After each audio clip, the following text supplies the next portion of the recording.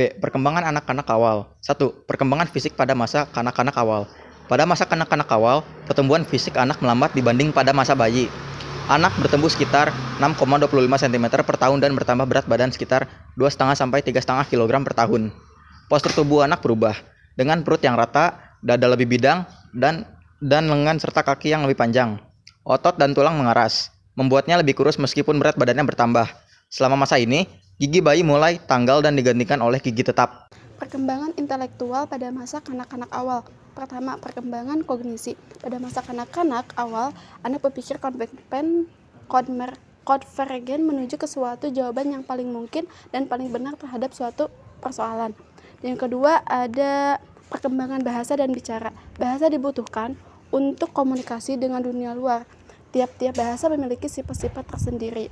Dan ada 3 faktor yang menentukan dalam teori bahasa, yaitu Konfage, yang kedua ada Auslosung, dan yang terakhir ada Dastelung.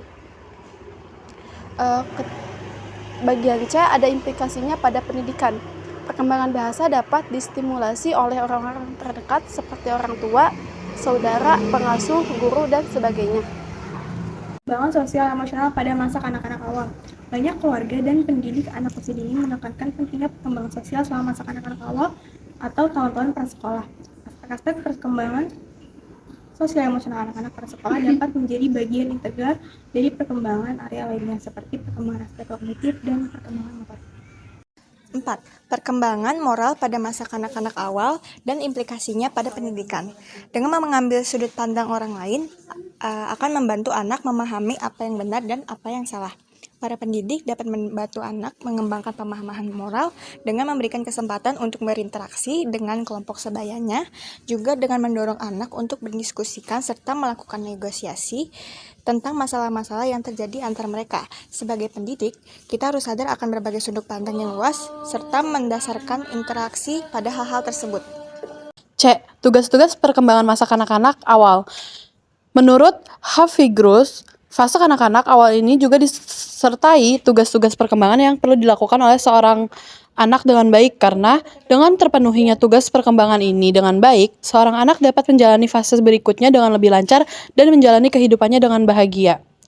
Adapun tugas-tugas perkembangan pada masa kanak-kanak ini adalah sebagai berikut: belajar perbedaan dan aturan-aturan jenis kelamin, kontak perasaan dengan orang tua, keluarga, dan orang lain, pembentukan pengertian sederhana meliputi realitas fisik dan realitas sosial, belajar apa yang benar dan apa yang salah. D. Implikasi tugas perkembangan pada pendidikan. Yang pertama, anak perlu mengenal secara fisik adanya perbedaan jenis kelamin antara anak perempuan dan anak laki-laki. Hal ini dapat melalui suatu permainan.